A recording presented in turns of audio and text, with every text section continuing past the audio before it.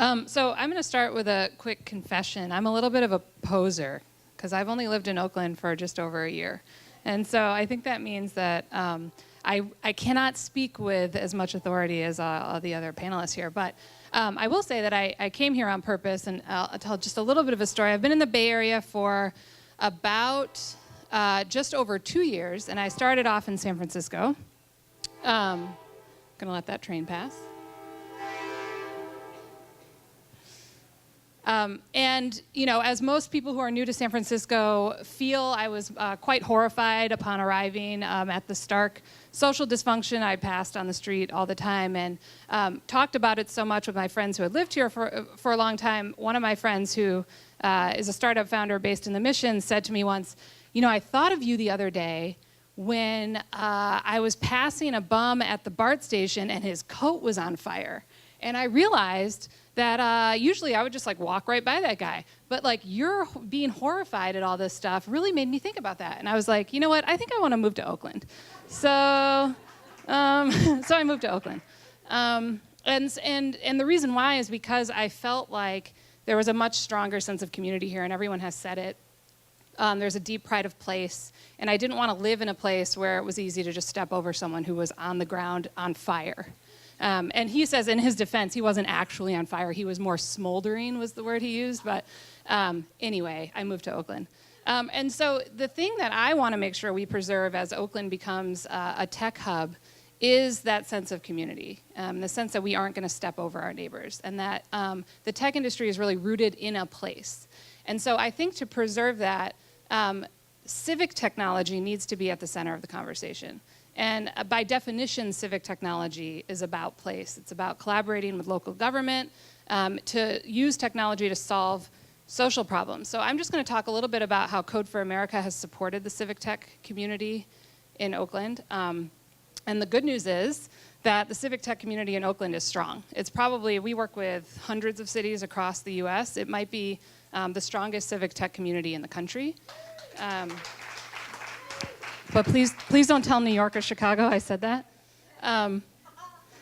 So anyway, I'll start with a story from last year. So Code for America was, Oakland was a Code for America city last year, and what that means is that 3 fellows took a year off from their tech industry jobs to work with the city full-time on how technology could address a public problem. And here, these are the 3 fellows here with our city champion, Libby Schaaf, Councilwoman Libby Schaaf, who filled out the Code for America application for Oakland. And these 3 fellows, along with their city partners, started looking at the public records request process. Now, how many of you have ever filed a public records request?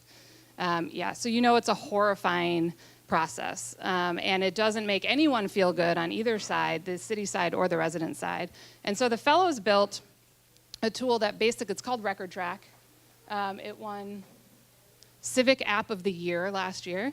And it basically digitizes and makes transparent the entire public records request process. So when you file a request, you are immediately connected to the human being on the other side who is going to fulfill your request, and you can talk to that person. And they can ask you questions about what you meant. When they fill the request, everything is digitized. So if someone makes a request for the same document another time in the future, the city employee can just point them to that document instead of having to fill the request again. And now this is also kind of a backdoor into digitizing a bunch of city information that wasn't digital before.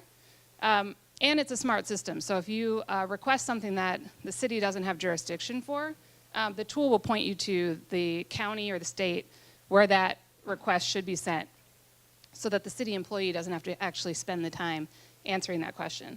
And I'm proud to say that the city is really invested in this tool. Libby honored it yesterday at the city council meeting, and they are maintaining it as well. So we're excited to see this take off, and now the federal government is actually looking at this to use as their FOIA process requesting tool. Oakland is also home to Open Oakland, and the leader hi Spike, raise your hand. That's Steve Spiker, he runs Open Oakland. A true Oakland institution. So Open Oakland is our Code for America Brigade chapter here, and the Brigade is a citizen volunteer program. This is coders and non-coders, just people who think that the city could be using technology more effectively, working on a volunteer basis in collaboration with city officials on projects like making the budget more transparent and interactive. This is just the first version of the budget. We're working on actually tying tax dollars to outcomes as well. How many of you know what a soft story building is? Yeah, this is something I had to learn when I moved to the Bay Area. So there are a lot of buildings that are probably going to fall down in an earthquake. Do you know if you live in one of them? I don't know. Does the city know if it needs to be retrofitted? So the brigade is taking that information and trying to make it more transparent for residents and the city to understand what the retrofit needs are. We also built Oakland Answers, which is actually a redeployment of a tool that the fellows from Honolulu built a couple years ago. And this sits alongside the city's website, which, no offense to the city's website, actually does a better job of answering questions that people actually come to the website looking to get answered. And the answers are written by citizens.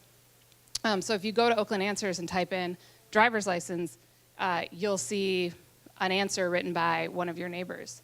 And I don't want to, there's nothing to announce yet, but I'll just say that Oakland Answers has become, the conversation that sprung up around Oakland Answers has spurred a larger conversation about the city's web properties overall.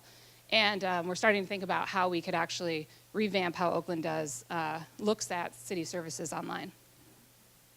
And I couldn't not talk about, at this event, what we think is a really important issue, which is the civic tech startup ecosystem. And we hope that maybe Oakland can become a hub for not just the civic tech community, but the civic tech startup world as well.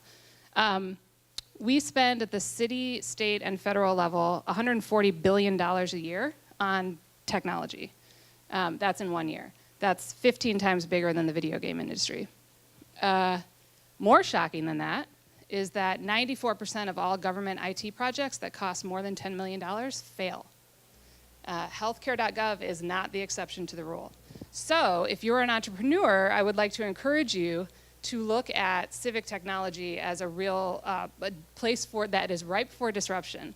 And we actually run an accelerator to try to create the environment where civic technology can actually change how government works. And that application process is open right now until May 15th. You can apply at codeforamerica.org, and hopefully Oakland can become not just a hub for the tech industry, but for the civic tech industry as well. Thanks.